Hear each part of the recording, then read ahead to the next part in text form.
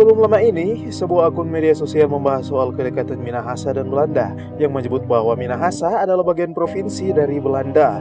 Wah, kok bisa ya? Mari kita telusuri. Dikutip dalam Wikipedia, pada akhir abad ke-16, Portugis dan Spanyol tiba di Sulawesi Utara. Saat bangsa Eropa datang, Kesultanan Ternate memiliki pengaruh besar di Sulawesi Utara yang sering dikunjungi pedagang Bugis dari Sulawesi Selatan. Kekayaan sumber daya alam Minahasa menjadikan kota Manado sebagai pelabuhan strategis bagi pedagang-pedagang Eropa yang akan menuju dan pulang dari Maluku. Bangsa Portugis adalah bangsa barat yang pertama kali datang di Sulawesi Utara. Kapal Portugis berlabuh di Pulau Manado di masa kejayaan Manado tahun 1521. Kapal Spanyol berlabuh di Pulau Talaut dan Siau. Terus ke Ternate, Portugis membangun benteng di Amurang. Spanyol membangun benteng di Manado. Sejak itu Minahasa mulai dikuasai Spanyol. Perlawanan melawan penjajah Spanyol memuncak tahun 1660 hingga 1664. Kapal Belanda mendarat di kota Manado pada tahun 1660 dalam membantu perjuangan Konfederasi Minahasa melawan Spanyol. Perserikatan Negara-Negara Republik Anggota Konfederasi Minahasa mengadakan perjanjian dagang dengan VOC. Perjanjian kerjasama dagang ini kemudian menjadikan VOC memonopolikan perdagangan, yang lama-kelamaan mulai memaksa kehendaknya. Akhirnya menimbulkan perlawanan tahun 1700-an di Ratahan yang memuncak pada Perang Minahasa Belanda tahun 1809 hingga 1811 di Tondano. Bangsa Spanyol telah menjajah Kepulauan Filipina pada waktu itu dan Minahasa dijadikan perkebunan kopi yang didatangkan dari Amerika Selatan karena tanah Minahasa yang begitu subur. Manado kemudian lebih dikembangkan oleh Spanyol untuk menjadi pusat perdagangan kopi bagi pedagang-pedagang Tiongkok dengan bantuan-bantuan suku Minahasa yang memiliki sekutu. Spanyol merebut benteng Portugis di Amurang pada tahun 1550-an. Dan kolonis Spanyol kemudian membantu benteng di Manado sehingga akhirnya Spanyol menguasai seluruh Minahasa.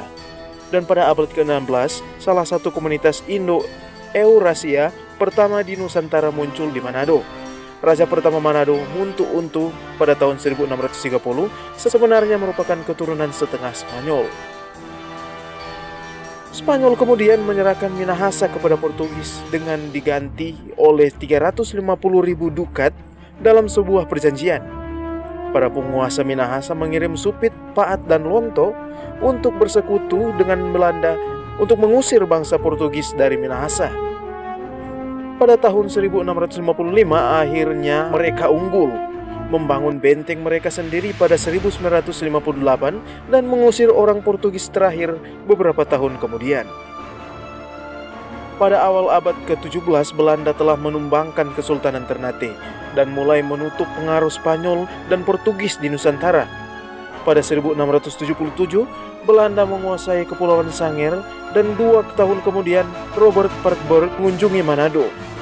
Kedatangannya menghasilkan perjanjian dengan para kepala suku Minahasa yang berujung pada dominasi Belanda selama 300 tahun berikut, meskipun pemerintahan langsung oleh Belanda hanya bermula pada tahun 1870. Nah, bangsa Belanda membantu mempersatukan Konfederasi Minahasa dan pada tahun 1693 bangsa Minahasa memperoleh kemenangan militer mutlak melawan suku Mongondo di selatan. Pengaruh Belanda bertumbuh subur seiring dengan berkembangnya agama Kristen dan budaya Eropa di tanah Minahasa. Sekolah-sekolah misionaris di Manado pada tahun 1881 merupakan salah satu upaya pertama pendidikan massal di Indonesia, memberikan kesempatan bagi lulusan memperoleh pekerjaan sebagai pegawai negeri, ketentaraan, dan posisi tinggi lainnya dalam pemerintahan Hindia Belanda. Hubungan Minahasa dan Belanda seringkali kurang baik. Terjadi perang antar Belanda dan Tondano pada tahun 1807 dan 1809. Dan wilayah Minahasa tidak berada di bawah pemerintahan Belanda hingga tahun 1870. Namun pada akhirnya Belanda dan Minahasa menjadi sangat dekat hingga Minahasa seringkali disebut sebagai provinsi ke-12 Belanda. Bahkan pada tahun 1947 di Manado dibentuk pergerakan politisi Tuepro atau provinsi ke-12 yang memohon integrasi Minahasa secara formal ke dalam kerajaan Belanda. Itulah sebabnya kedekatan Belanda dan Minahasa sangat diakui daerah bahkan dunia luar. Dan sampai saat ini, masyarakat Minahasa masih tergambar orang-orang keturunan Belanda. Bahkan ada yang memiliki mata biru selayaknya warga Belanda. Bagaimana Elka Lovers? Sudah tahu kan sejarah hubungan Minahasa dan Belanda?